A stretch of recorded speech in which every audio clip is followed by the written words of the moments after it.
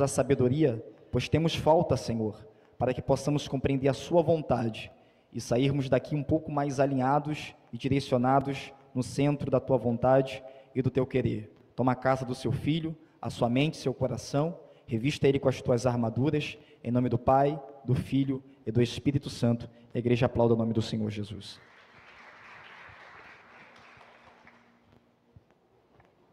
Glória a Deus. Meus irmãos, boa noite. Recebam todos a paz do Senhor. Localize comigo, por favor, o livro de Provérbios. Provérbios, capítulo 1.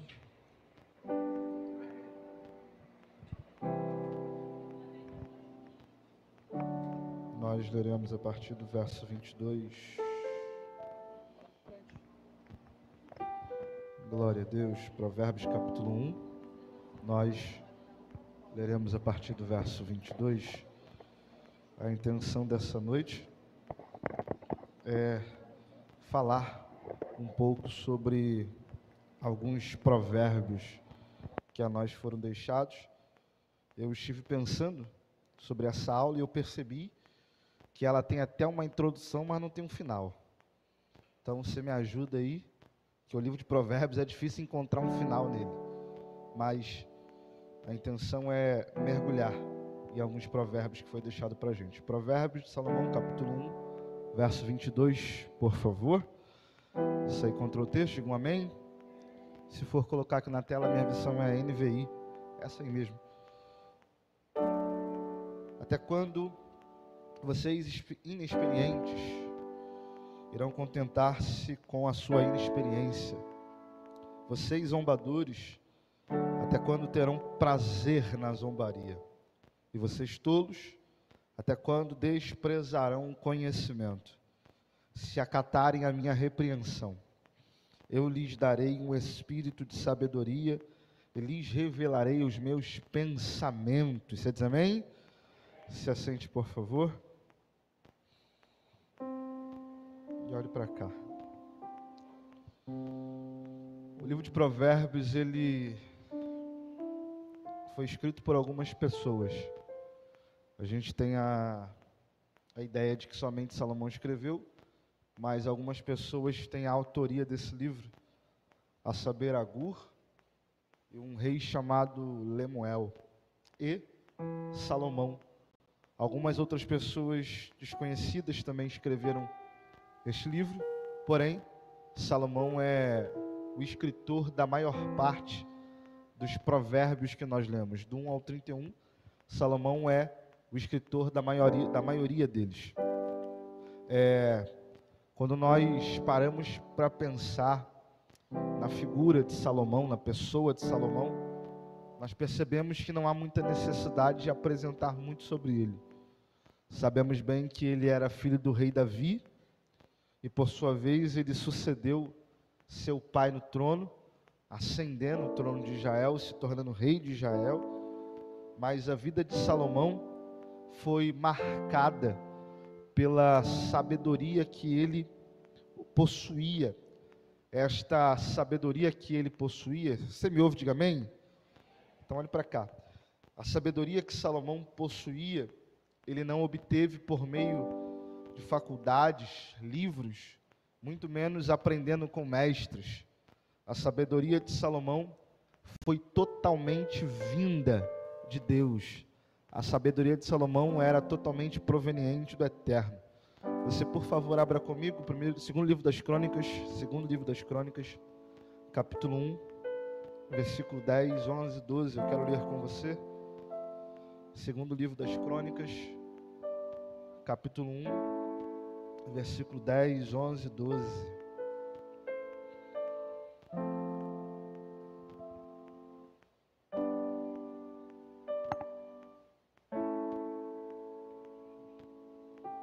Você encontrou? Assim está escrito: dá-me sabedoria e conhecimento, para que eu possa liderar esta nação. Pois quem pode governar este teu grande povo? Deus disse a Salomão: já que este é o desejo do seu coração, e você não pediu riquezas, nem bens, nem honras, nem a morte dos seus inimigos, nem vinda longa, mas sabedoria e conhecimento para governar meu povo, sobre o qual fiz rei, você receberá o que pediu, mas também lhe darei riquezas, bens, honra, como nenhum rei antes de você teve, e nenhum rei depois de você terá. Nós lemos nesse texto o momento em que Salomão recebe de Deus sabedoria. O momento em que Salomão recebe de Deus esse atributo, essa sabedoria que vai ajudá-lo a governar. Nós nascemos a séculos de distância de Salomão, mas isso não nos impede de aprender ou desfrutar da sabedoria que Deus deu a ele, porque ele escreveu o livro de Provérbios e o livro de Eclesiastes, que estão recheados de conselhos. Então, vindo diretamente da mente de Salomão, que a fonte é Deus. Então nós vamos mergulhar nesse livro. Nós lemos o capítulo 1, versículo 22 e 23. Nele, Salomão começa a dar os seus conselhos. Aqui no capítulo 1, Salomão está falando sobre um clamor da sabedoria. Se você for observar e ler o livro de Provérbios, você já leu o livro de Provérbios, você vai perceber que ele não tem uma, vamos dizer assim, uma narrativa constante, direta, completa. Na verdade, Provérbios, por vezes, um versículo fala de uma coisa, o outro fala de outra coisa, porque a ideia é isso, é que nós recebamos conselhos por meio desses versos. Aqui no versículo 22, no 21 e no 20, Salomão está falando sobre a sabedoria. Está falando sobre um clamor da sabedoria. E o clamor da sabedoria tem uma direção, tem pessoas, um objetivo. O clamor da sabedoria, primeiro, vai a 3 grupos de pessoas. A primeira coisa é no verso 22, se você está com a sua Bíblia aberta ainda, Provérbios capítulo 1, versículo 22. A partir daqui você não fecha mais Provérbios, você fica com ele aberto. A primeira coisa que aparece no versículo 22 é uma pergunta: até quando? Repita comigo, até quando? Vamos de novo, até quando? Esse é um questionamento da sabedoria sobre aqueles que estavam rejeitando ela. A pergunta da sabedoria para aqueles que rejeitam a sabedoria é essa: até quando? Qual a pergunta, gente? Até quando? Essa pergunta, até quando, ela ecoa não somente nessas páginas, mas na alma daqueles que leem isso aqui, porque até quando é uma pergunta que pode ser substituída, tipo, até que ponto você vai chegar? Até quando pode ser substituído por até onde você está disposto a perder? Até quando é um ultimato? Até quando é um sacudir de vida? Até quando é uma pergunta, qual é o seu limite? Até quando vai seguir esse caminho? Até quando vai manter essa prática?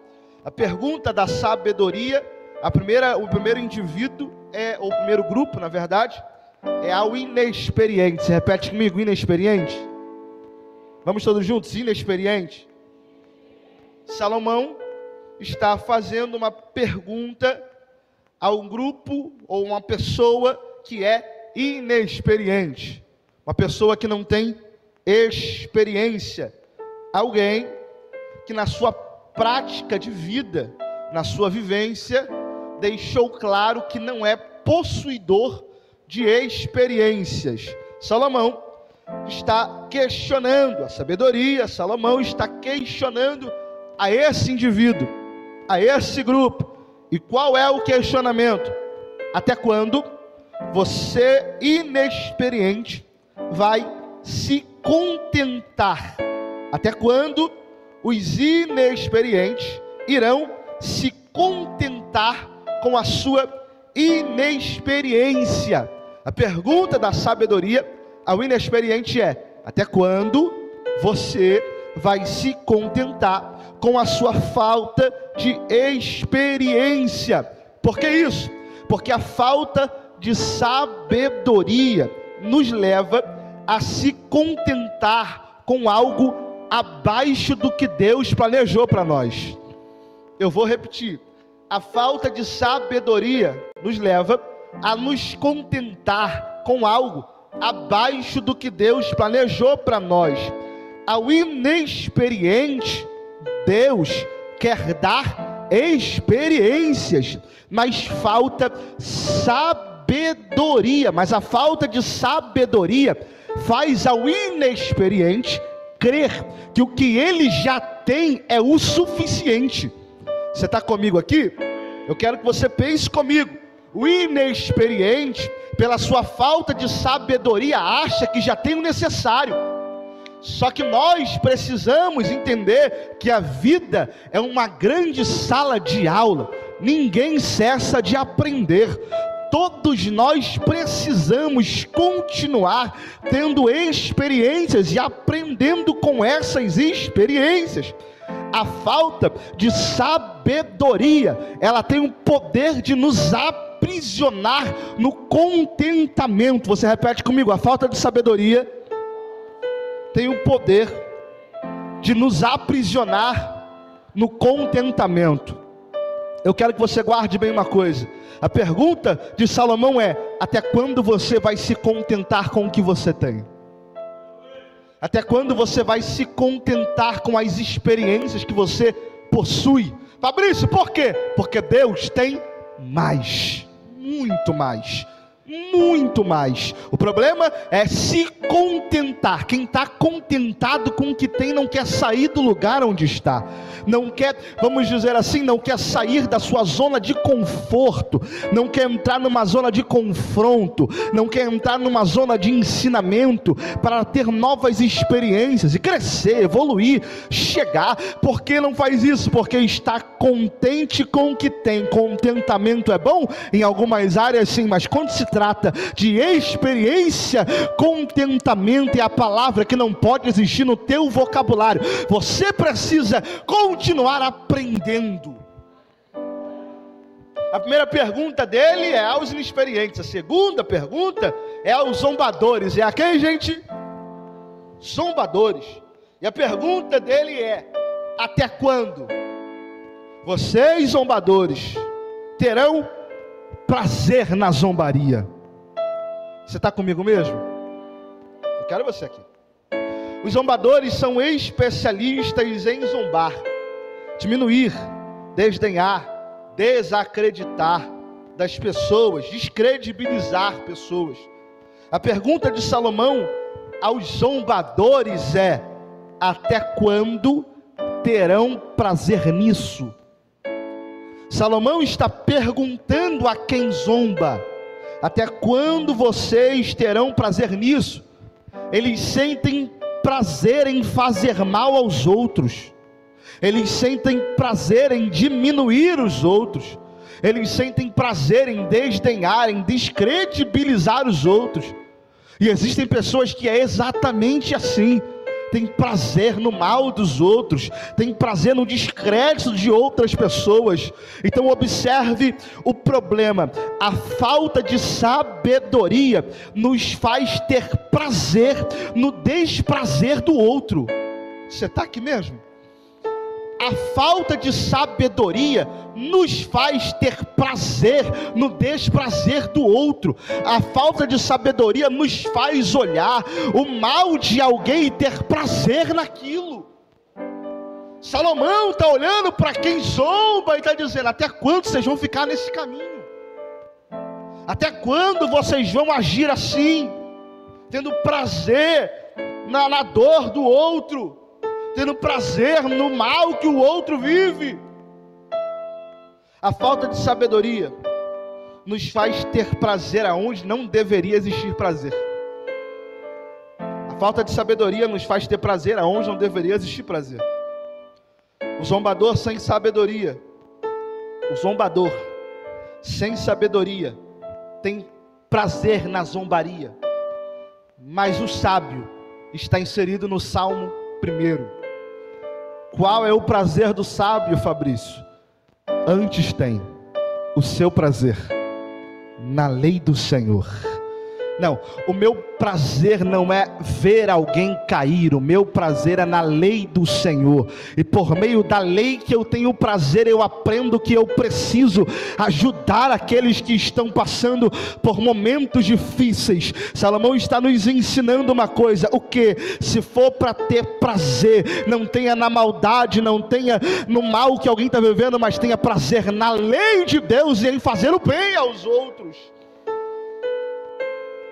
O terceiro grupo de pessoa a quem Salomão fala é os tolos. É quem, gente? Os tolos. Até quando os tolos desprezarão o conhecimento? Essa é a pergunta dele. E a pergunta dele revela o porquê os tolos são chamados de tolos. São chamados de tolos porque não têm conhecimento. Não tem? Eles desprezam o conhecimento. Por desprezar o conhecimento, eles não têm o conhecimento. E como se despreza algo que pode mudar a nossa vida? Eles desprezam o conhecimento. Eu te pergunto, como despreza algo que muda a nossa vida? Eu não sei se você sabe, mas o carro é possível tirar de você. Sua casa é possível tirar de você. Seu dinheiro é possível tirar de você. Alguém consegue tirar a sua vida de você, mas ninguém consegue roubar o conhecimento que você obteve. Ninguém arranca de nós conhecimento. Ninguém arranca de nós aquilo que nós aprendemos. Como alguém está olhando para o conhecimento e dizendo, não quero? Como alguém olha para o conhecimento e despreza? A falta de sabedoria nos faz desprezar coisas importantes e insubstituíveis. Eu queria você aqui. A falta de sabedoria nos faz desprezar coisas importantes e insubstituíveis. Guarda bem isso. Para o tolo largar a sua tolice, antes ele precisa largar o desprezo. Existem pessoas que não mudam o seu estado porque não mudam as suas práticas. Estão esperando um milagre acontecer para que haja mudança. Mas estado de vida só muda quando prática de vida também muda. Você entende isso? Quem despreza o conhecimento nunca chegará a ter sabedoria. Aí eu encerro o verso 1, porque Salomão encerra o verso 22 dizendo: quem acatar. Ele encerra dizendo: quem acatar. Quem acatar. Ele encerra dando a nós uma direção. Se acatarem a minha repreensão. Se acatarem a minha repreensão, eu lhes darei o espírito de sabedoria e lhes revelarei os meus pensamentos. Essa palavra acatar, está atrelado a escutar, ouvir e praticar. Acatar está atrelado a escutar, ouvir e praticar. Mas praticar o quê? Escutar o quê? Ouvir o quê? A repreensão. Quem acatar, escutar, ouvir ou praticar a repreensão, receberá sabedoria, pois aceitar repreensão nos torna sábios. Eu quero você comigo aqui para entender isso. Toda vez que eu sou corrigido por Deus, Deus me mostra que o meu caminho não era o certo, mas me dá oportunidade de aprender qual é o caminho certo. Quem abraça a repreensão, segundo Salomão, será abraçado pela sabedoria. Você está comigo ainda? Diga amém. Vamos ao Provérbios capítulo 3, versículo 11, por favor. Nós vamos caminhar assim. Provérbios capítulo 3, versículo 11. Eu tenho muitos provérbios aqui para compartilhar com você. Então a partir de agora eles serão um pouco mais curtos, porque eu quero compartilhar com você o máximo possível. Provérbios 3, 11. Está escrito assim: meu filho, não despreze a disciplina do Senhor, nem se magoe com a sua repreensão, pois o Senhor disciplina a quem ama, assim como o pai faz ao filho de quem deseja o bem. Ser alvo da disciplina de Deus nos deixa claro que Ele nos ama como Pai. Só que eu quero que você entenda, Salomão está, nas suas palavras, demonstrando uma preocupação com o entendimento daqueles que vão ouvir ler as suas palavras. Porque ele inicia a sua narrativa dizendo: meu filho. O que ele diz, gente? O que ele diz, gente? Isso revela de Salomão uma parte de carinho, cuidado, afeto.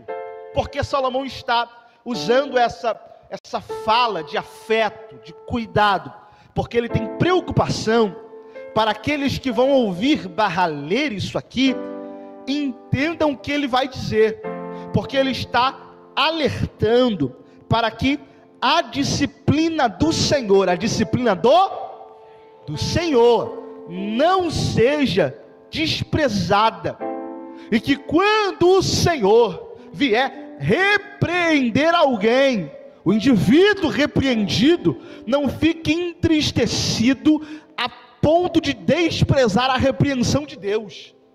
Salomão está tendo cuidado para dizer a nós, ensinar a nós que Deus, quando repreende, Ele não quer que nós desprezamos a sua repreensão pelo peso dela. Salomão quer que nós entendamos o poder da repreensão e o que ela significa, porque quando Deus nos repreende diretamente, por meio das suas palavras, por meio dos seus profetas, ou por meio de provações, e nós entendemos isso, o que vem depois disso aqui, quando nós não aceitamos a repreensão, as ações de Deus, nós nos revoltamos contra eles, nós nos viramos contra Deus.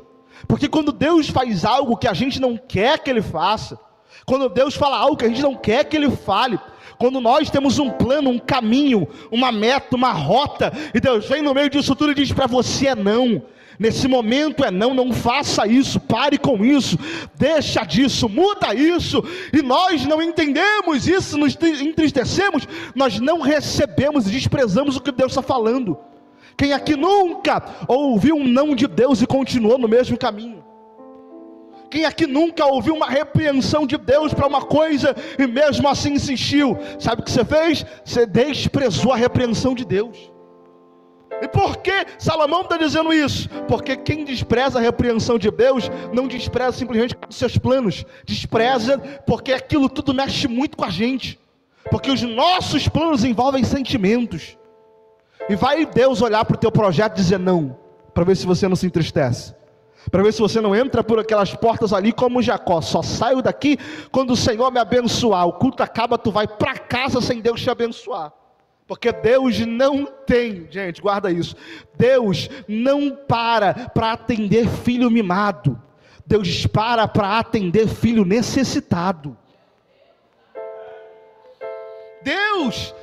Salomão está nos ensinando uma coisa: o que? Deus nos repreenderá. Só que Deus não fará isso como um carrasco. Deus não repreenderá a gente como um Deus de mal, como um Deus que se revolta contra a sua criatura. Ele repreenderá para corrigir, porque ama. Por quê? Por quê? Você está comigo mesmo? Deus repreende por quê? Aí ele diz: assim como um pai faz, Deus faz. Como um pai corrige para não perder um filho, como um pai corrige para frear as ações do filho, como um pai corrige para mudar a rota que o filho está tomando para o mal? Não. Por quê? Ama. Toda vez que você repreende o seu filho, é para o mal dele? Você já teve que tomar uma decisão sobre os teus filhos que gerou tristeza neles?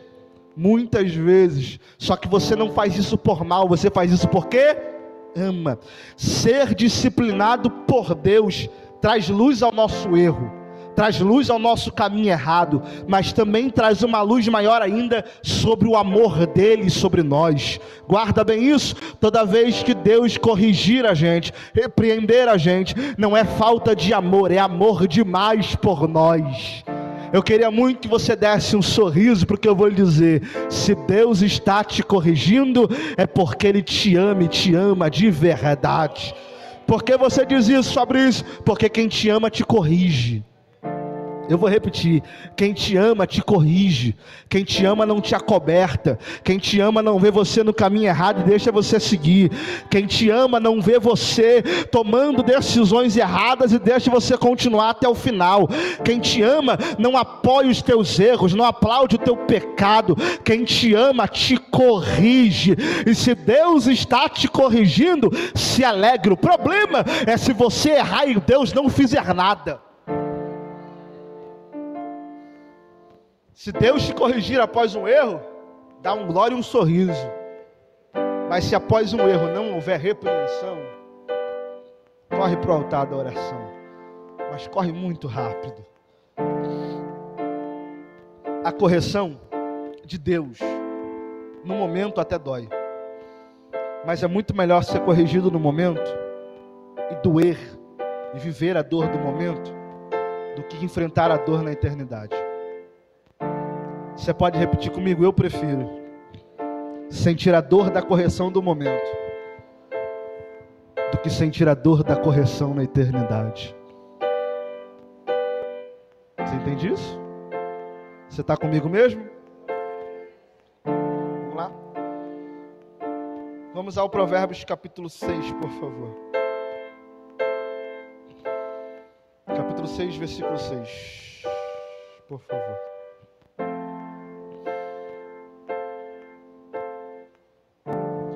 Provérbios capítulo 6, versículo 6. Você encontrou? Provérbios 6, 6 está escrito assim: observe a formiga, preguiçoso, reflita nos caminhos dela e seja sábio. Ela não tem chefe, nem supervisor, nem governante, e ainda assim armazena as suas provisões no verão, e na época da colheita ajunta o seu alimento. Você olha para cá. Salomão vai dedicar 6 versos para falar sobre um dos maiores inimigos da humanidade, a saber, a preguiça. A preguiça, ela é um inimigo do ser humano. A preguiça, ela nos impede de viver sonhos, projetos, desejos, riqueza.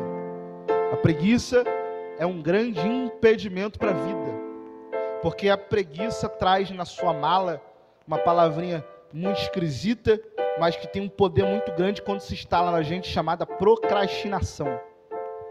É aquela questão de você dizer: vou fazer isso amanhã, e quando chegar amanhã você dizer: vou fazer amanhã, e depois você dizer: vou fazer amanhã, e quando você viu, passou um mês e teu amanhã não chegou. A preguiça é perigosa. Existem pessoas hoje que vivem pobreza porque tiveram preguiça no tempo que deveriam ter força. Existem pessoas hoje que estão vivendo uma vida de trabalho, de muito esforço, porque no momento que deveriam fazer esforço, deram lugar à preguiça. Foram vencidos pela preguiça.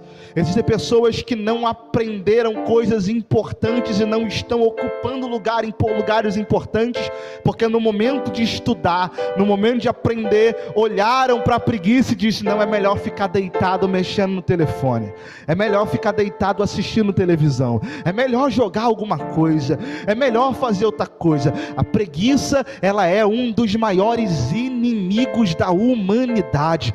Existem pessoas que até hoje não aprenderam a fazer fazer um arroz, não é porque não gostam da cozinha, não é porque não teve quem ensinar, é que toda vez que alguém dizia, vou te ensinar a fazer, você com preguiça dizia, não quero aprender. A preguiça te impede de aprender, a preguiça te impede de conquistar, a preguiça te impede de chegar, a preguiça te impede de ter, ela é um inimigo da gente. Você me ajuda? Segura a mão de alguém aí. Segura a mão de alguém, diga ela, a preguiça é um dos teus maiores inimigos. Pergunte a ele, venceu ela hoje?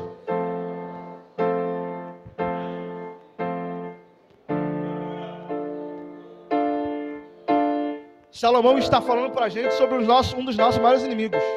Você achou que era o diabo e os demônios, né? Também tem a preguiça.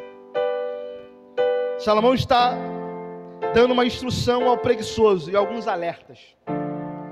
Ele vai... Gente, isso aqui é uma coisa que eu particularmente venho pensando nisso já há alguns bons anos, porque esse texto aqui é muito, como posso dizer, é muito intrigante. Olha a palavra de Salomão. Observe a formiga, preguiçoso. Reflita nos seus caminhos, nos caminhos dela, e seja sábio. Você já observou a formiga? Quem já levanta a mão, por favor?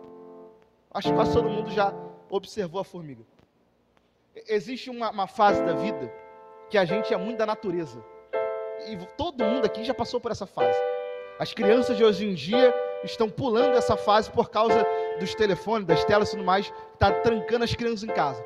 Mas no tempo em que eu era mais jovem, no tempo em que eu era adolescente, eu vivi muito na natureza. Na natureza que eu digo não é no mato, na natureza é na rua, sabe? E eu tinha um apreço pelas formigas. Eu tinha um apreço pelas formigas. Eu pegava as formigas, recolhia elas e levava para casa. Por que eu fazia isso? Porque eu queria criar a minha fazenda de formiga. Eu gostava de observar o que elas faziam. Uma vez eu fiquei observando um formigueiro e fiquei vendo como essas formigas eram fortes. Porque eu já vi uma formiga pequenininha levando uma folha enorme sobre ela. Eu já vi formiga levando coisas enormes, porque a formiga carrega coisas muito, muito além do seu peso. A formiga é um serzinho muito interessante.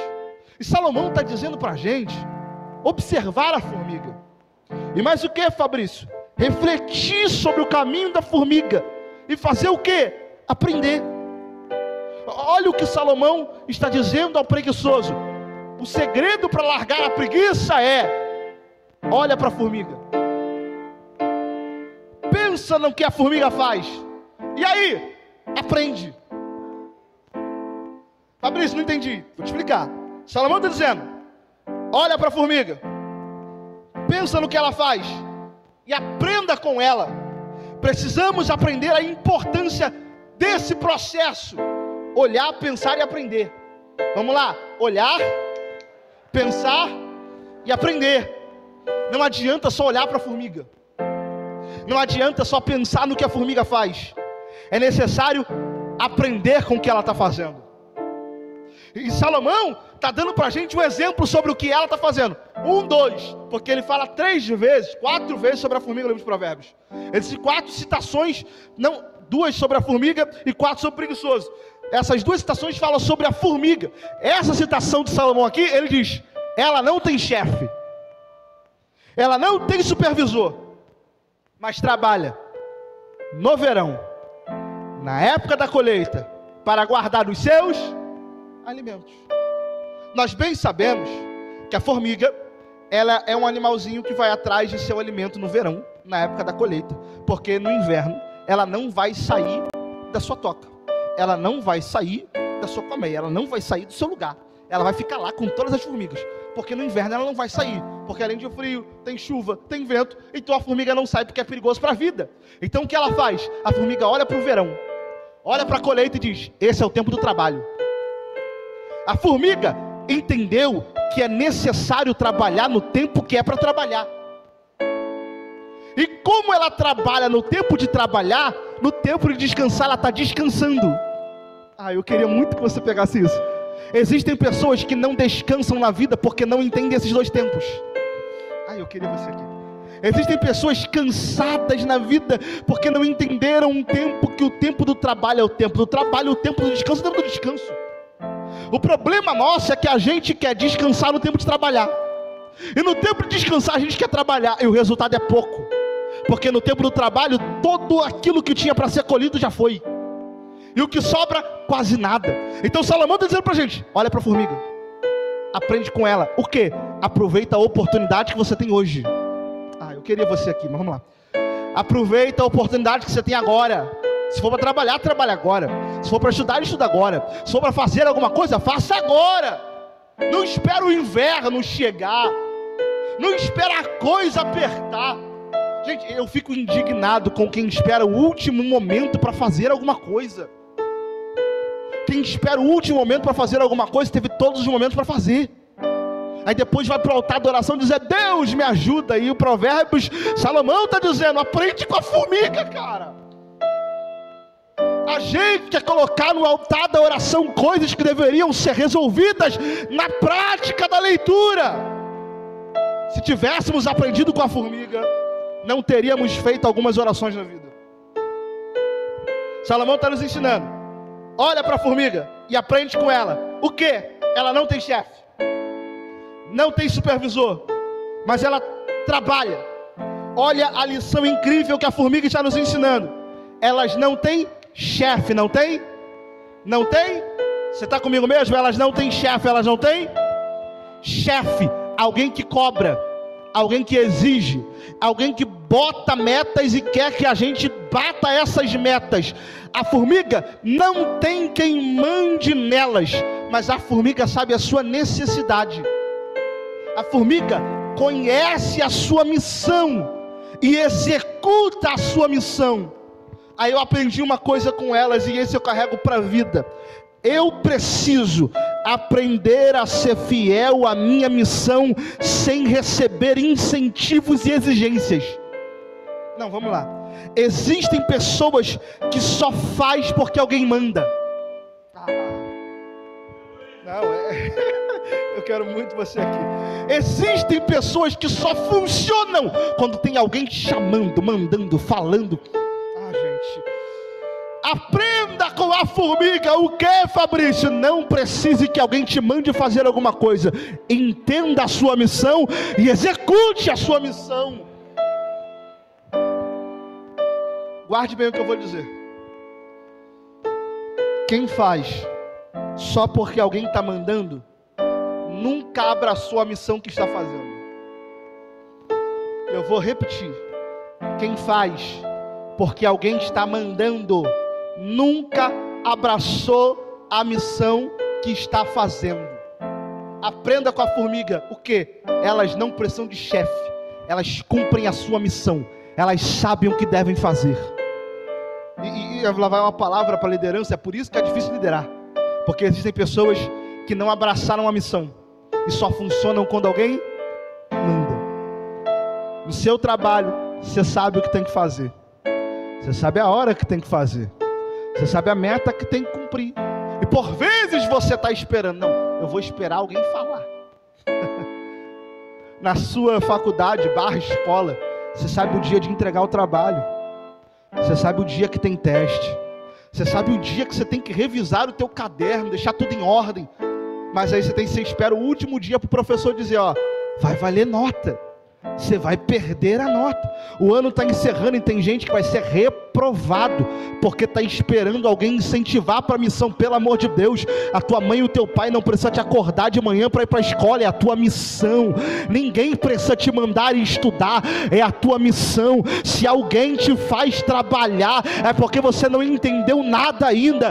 É a tua missão. Se você está na igreja, tem um ministério, você prega, você canta, você ensina, você faz qualquer coisa relacionada à igreja, mas você só se mexe quando o líder fala alguma coisa, quando o pastor fala alguma coisa, quando o diácono fala alguma coisa. Pelo amor de Deus, você não entendeu a missão, você não abraçou a missão. Vamos aprender com a formiga. O que? Tem uma missão? Cumpra a missão. Você me ajuda? Olha para quem está perto de você e diga, aprenda com a formiga. Entendeu isso? Entendeu isso? Você precisa ler Provérbios. Provérbios é maravilhoso. Vamos ao capítulo 12 de Provérbios. Verso 25.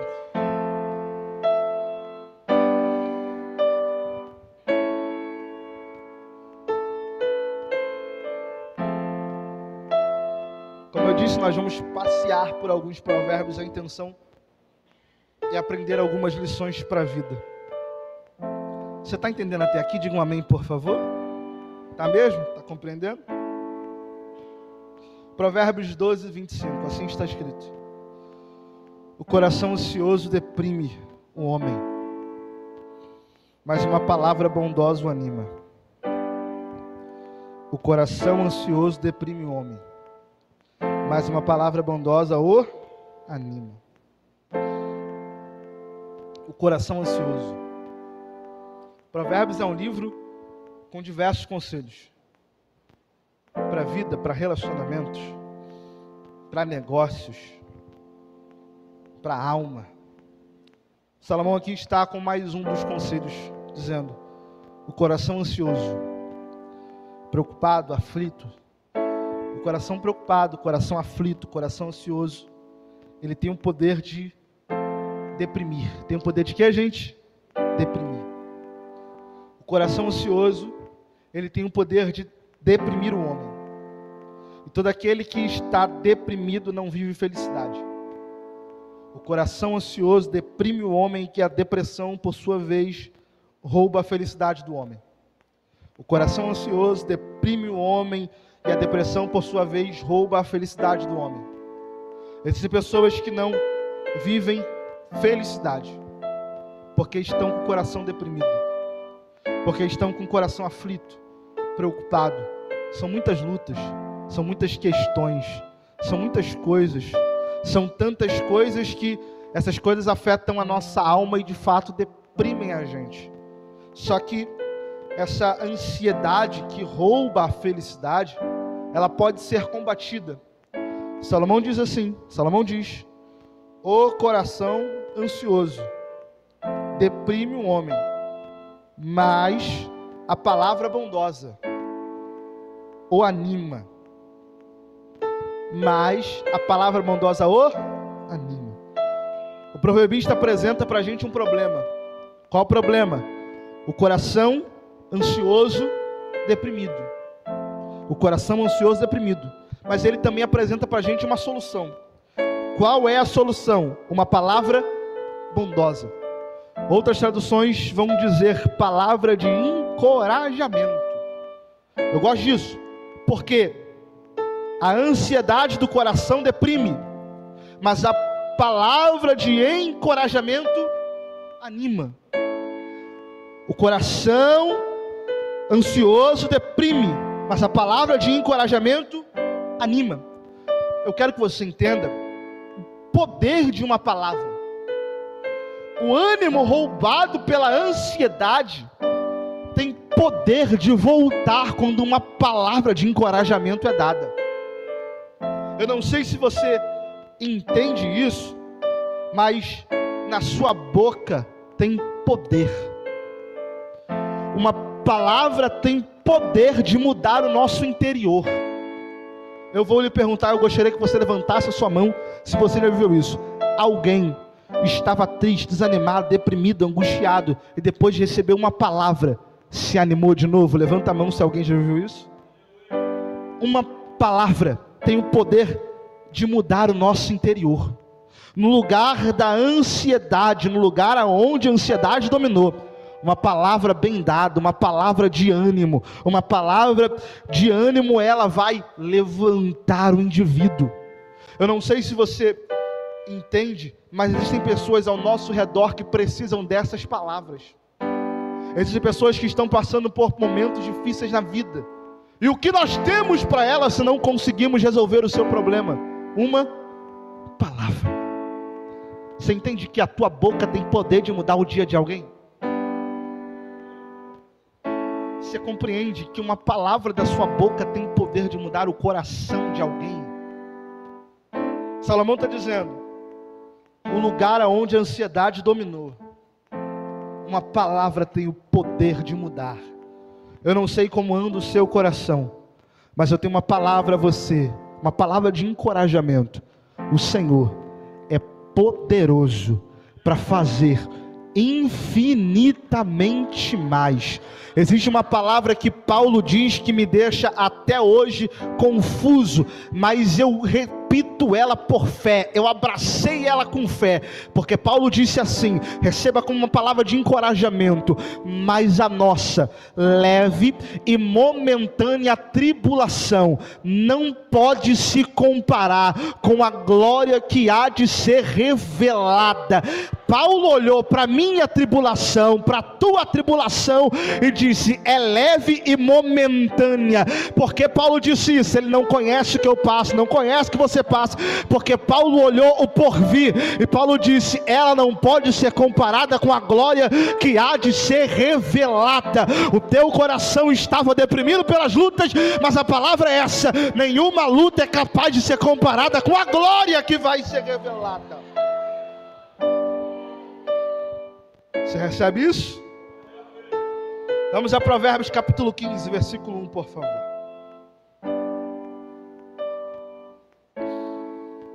Provérbios capítulo 15, versículo 1, por favor.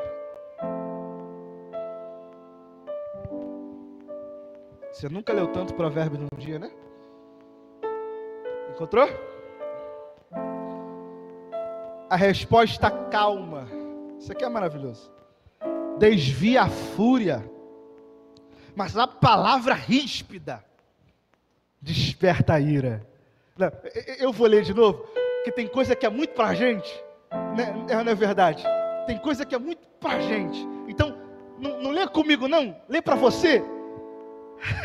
A resposta calma, ó, a resposta calma desvia a fúria, mas a palavra ríspida, pesada, ignorante, desperta a ira. Vamos lá.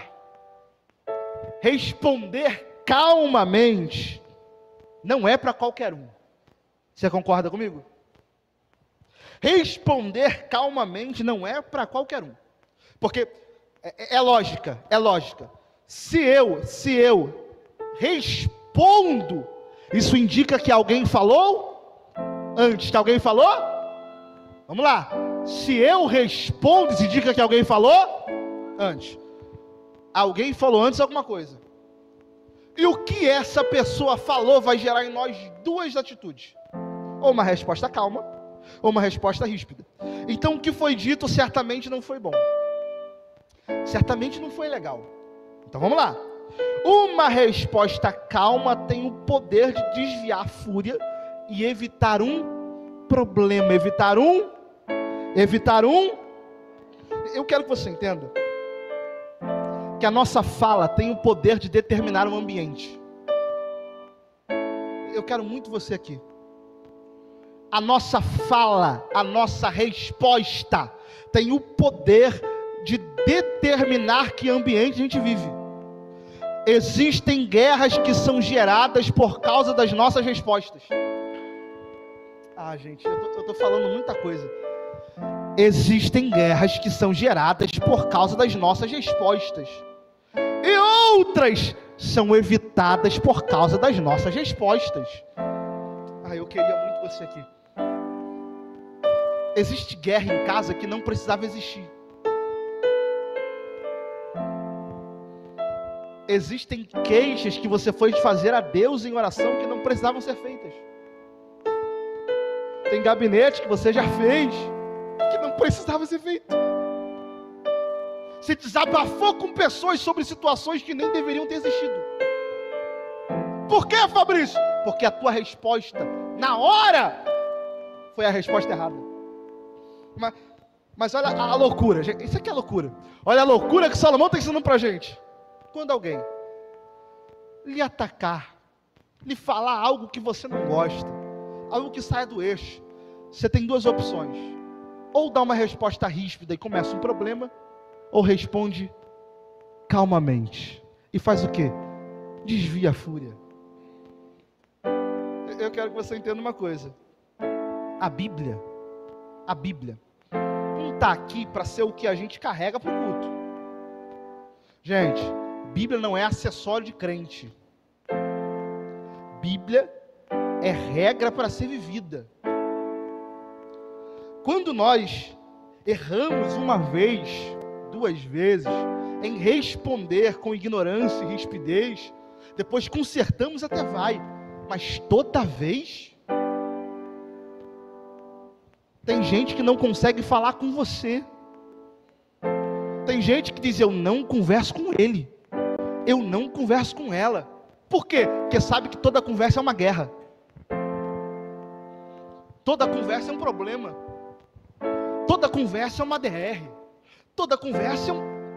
Gente, nós precisamos aprender com Salomão. O quê? Aprenda a responder melhor. Eu queria muito você aqui. Eu sei que nessa hora a gente fica pensando, e por tanto pensar e tanto nos atingir, a gente reage pouco.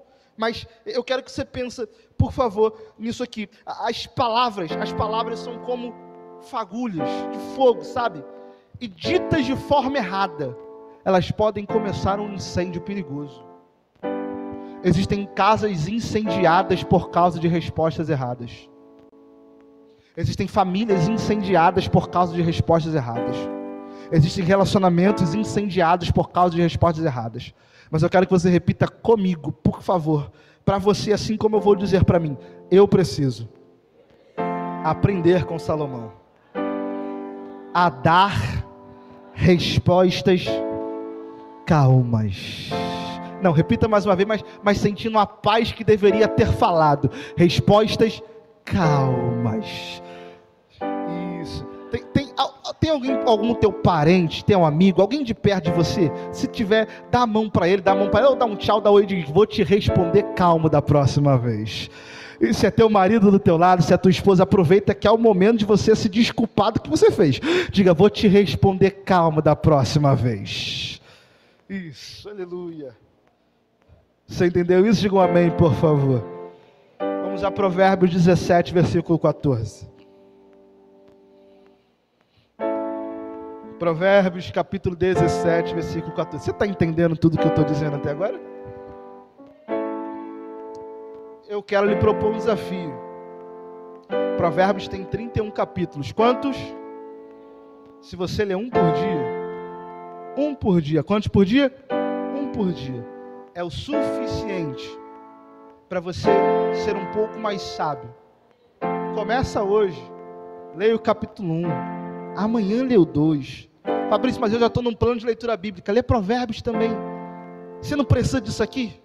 Eu preciso. Por isso nós lemos. Você encontrou Provérbios 17, 14? Assim está escrito. Começaram uma discussão. Vou bater na tecla de novo. Começaram uma discussão. Agora é com quem começa. É como abrir uma brecha num dique.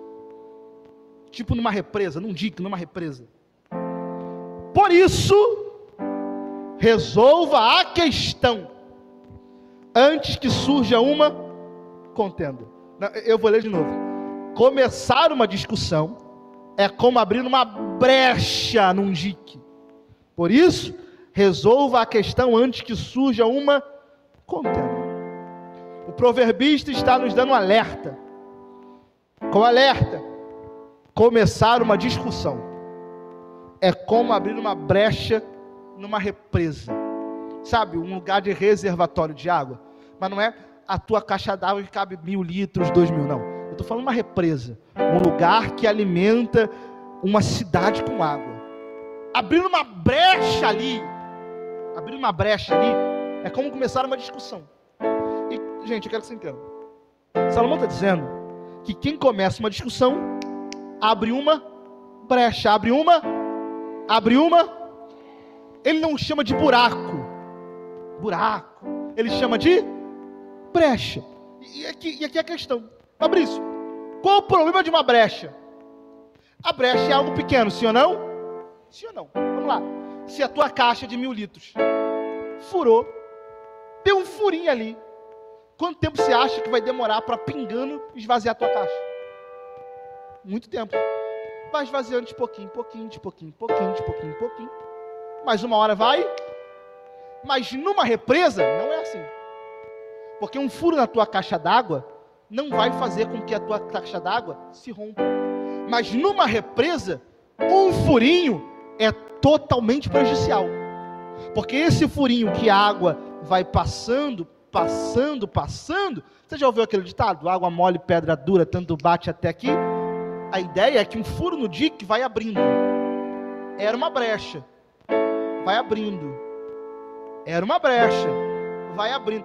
É só uma discussão, vai abrindo. É só uma divergência de opinião, vai abrindo. É só alguém dizendo, não vou ceder, vai abrindo. Daqui a pouco, não, hoje a gente não dorme junto, vai abrindo. Não vou sentar na mesa com você, vai abrindo. Não quero olhar na sua cara, vai abrindo. Uma semana sem se falar. Você entende isso? Era uma, e depois? Salomão está falando para aqueles que têm a habilidade de iniciar discussões. Eu não sei você, mas eu sou muito da paz. Gente, eu amo a paz. Nossa, ter paz é maravilhoso. Eu não sou da guerra, eu sou da paz. Mas se você é alguém que gosta da guerra, um copo fora do lugar. Se você é alguém que gosta da guerra, é só alguém deixar a roupa no lugar errado. Se você é alguém que gosta da guerra,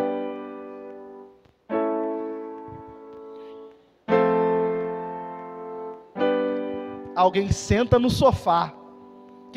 Tem gente que parece ter cola no corpo. Olha a verdade. Senta no sofá e sai arrastando tudo. Se você é esse aqui que gosta da discussão, uma coisinha para você já é motivo. Só que deixa eu dar um alerta, parece engraçado agora, mas lá vai. Você está abrindo brecha onde não deveria. Deixa eu dizer uma coisa, brechas crescem. Brechas crescem. Vou te dar um alerta. Casas não caem de uma hora para outra. Relacionamentos não se destroem de uma hora para outra. Nós não estragamos as relações com as pessoas da nossa casa de uma hora para outra. Já ouviu aquela famosa ideia de que o copo está enchendo, de gota em gota transborda? Depois que transborda, já era.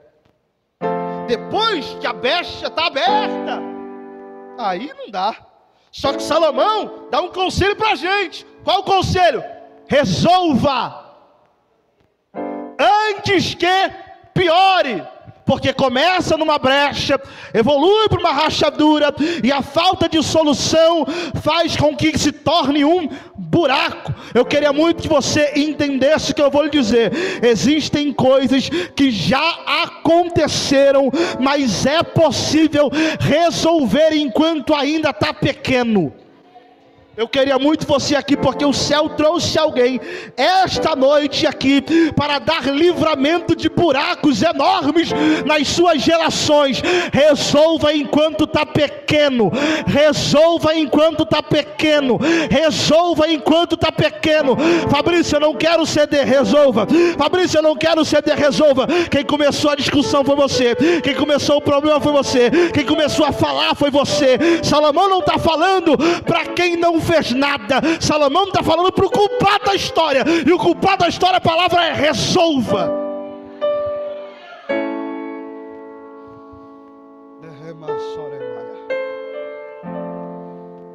Sabe qual é o problema? É que a nossa falta de reconhecimento dos nossos erros nos faz não perceber as brechas que nós estamos abrindo nos outros. Tem muito mais coisa para falar, mas eu tenho que falar isso aqui. A nossa falta de reconhecimento dos nossos erros está abrindo brecha nas pessoas e a gente não percebe. Porque nós achamos que nós somos o alecrim dourado. Somos donos da razão. Se dizer que tu está errado, falar que você que errou? Você que se excedeu? Quando nós não reconhecemos os nossos erros, abrimos brecha nos outros. Aí depois que a brecha está enorme, e as pessoas mudaram com a gente, estão tentando nos deixar, estão tentando fazer coisa para se afastar de nós. Aí nós viemos para o altar da oração dizendo: Deus, só que você precisa se lembrar desse dia. E eu não estou brincando, isso aqui é muito para alguém. Guarde essa data, 19 de novembro de 2024, o Senhor trouxe alguém aqui e colocou uma palavra na boca desse profeta. A palavra é: resolva enquanto tem uma brecha, porque daqui a um tempo você vai se lembrar desse dia, e vai se lembrar que você teve oportunidade, você teve tempo, você teve aviso, mas não resolveu. Resolva a brecha que você está criando. Você me ajuda a pregar? Olha para quem está perto de você e diga: o Senhor está te dando oportunidade de resolver hoje, enquanto ainda é pequeno. Então, por favor, quando chegar em casa, resolve logo. Manda mensagem, liga, chega com uma pizza, sei lá, faz alguma coisa. Pede perdão. Quanto tempo tem que tu não usa essa palavra? Pede perdão, mas resolve logo. Você está comigo? Diga amém. Provérbio 18, 21. Vamos continuar falando sobre as palavras um pouco. Como eu disse, não tem um final, eu não sei onde encerrar.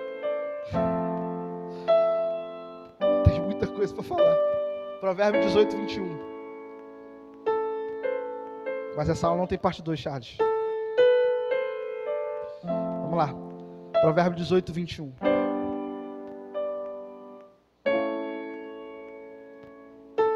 Você encontrou? Está escrito assim: a língua tem poder sobre a vida e a morte. Os que gostam de usá-la comerão do seu fruto. A língua tem poder sobre a vida e a morte. Os que gostam de usá-la comerão do seu fruto. O que o proverbista está falando é que as nossas palavras têm poder. A nossa palavra tem poder. Poder para dar vida e poder para matar. As nossas palavras têm poder para dar vida ou matar os nossos relacionamentos. Eu não sei se você sabe, mas os nossos relacionamentos também são alimentados pelas nossas palavras. Aquilo que a gente fala alimenta o nosso relacionamento. A saúde dos nossos relacionamentos é determinado pelo poder que nós estamos usando. Se nós estamos usando as nossas palavras para o mal, os nossos relacionamentos estão adoecendo. Se nós estamos usando nossas palavras para o bem, o teu relacionamento está florescendo. Se a tua família ouve palavras boas de você a eles, se os da tua casa ouve palavras boas de você a eles, se você mesmo ouve palavras boas de você a você mesmo, você está florescendo.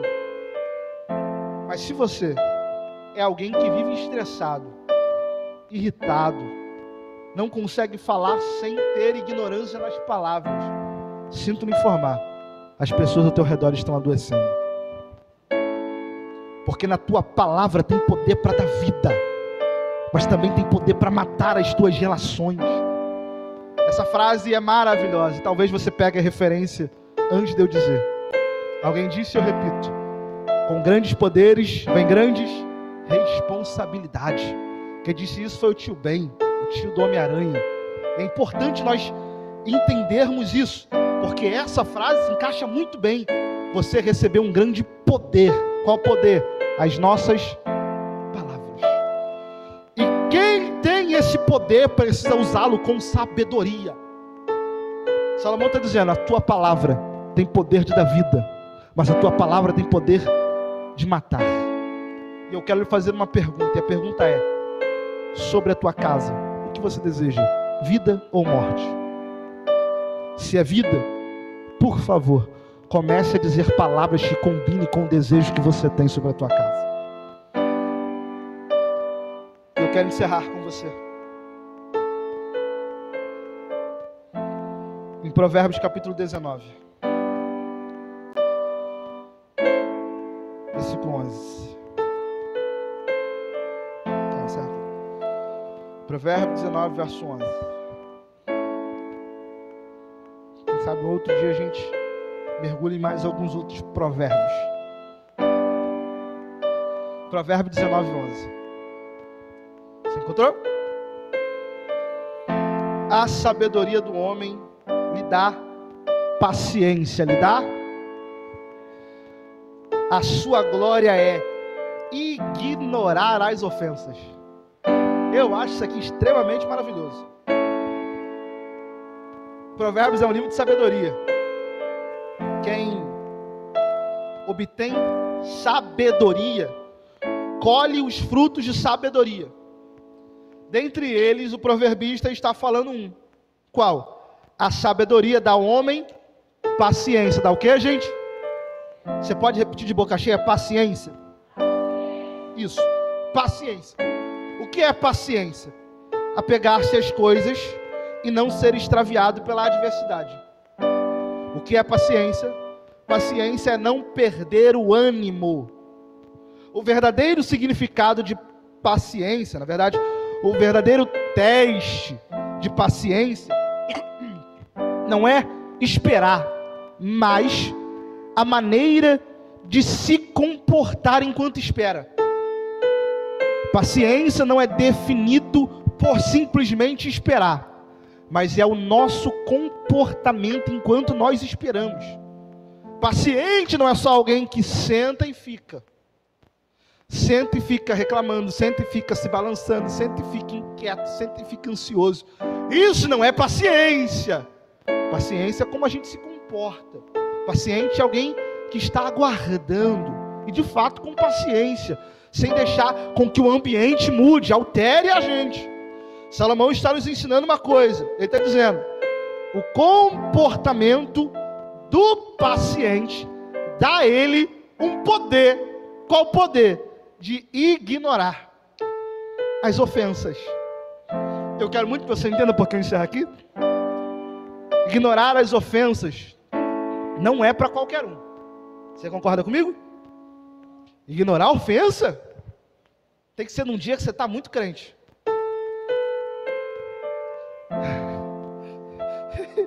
Tem um texto bíblico que eu achei muito engraçado agora. Pedro passou uma noite no jardim da oração. Quando Jesus foi ser preso, Pedro não conseguiu ignorar a ofensa. Cortou a orelha do cara. Porque às vezes, nem depois de orar, a gente consegue ignorar as ofensas. Não é verdade?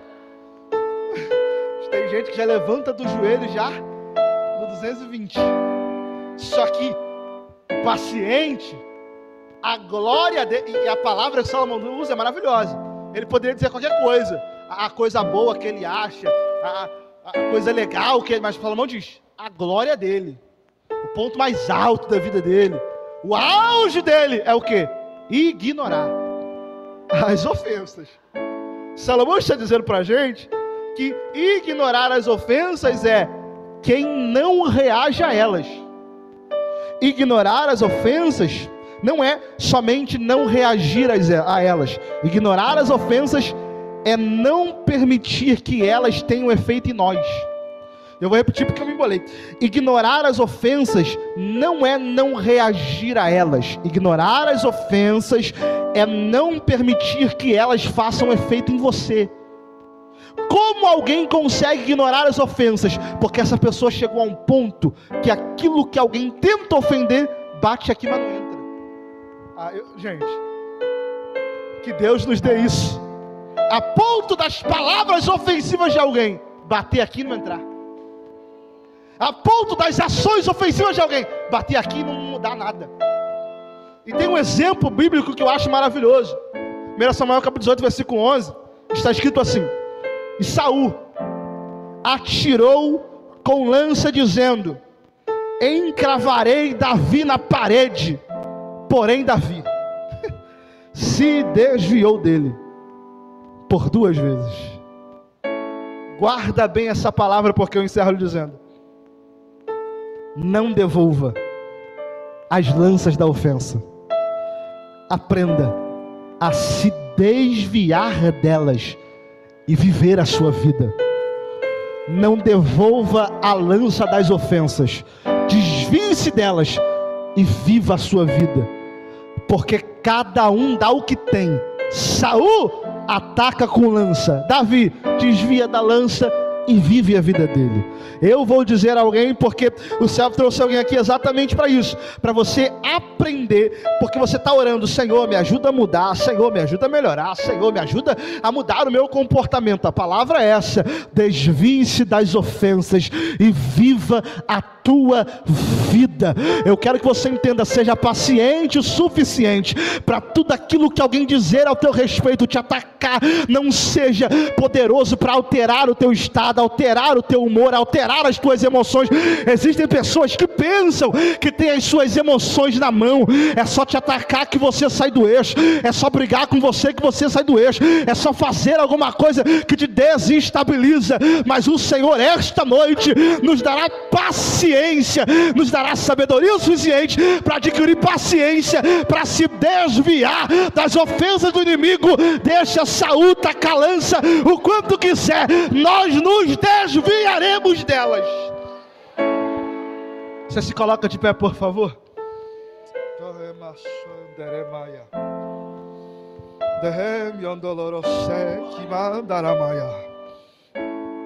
O Senhor trouxe alguém aqui, eu preciso dizer isso.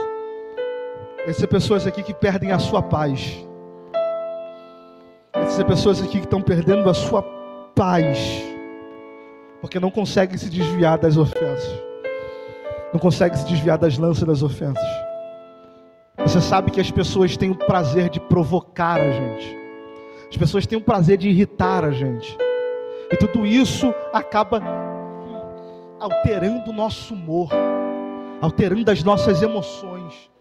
Tem dias que você não quer sair da cama por causa do que alguém falou no dia passado. Tem coisas que você deixa de fazer por causa que alguém te atingiu uma lança de ofensa. Só que o Senhor esta noite vai te dar graça. Você vai se desviar dessas lanças.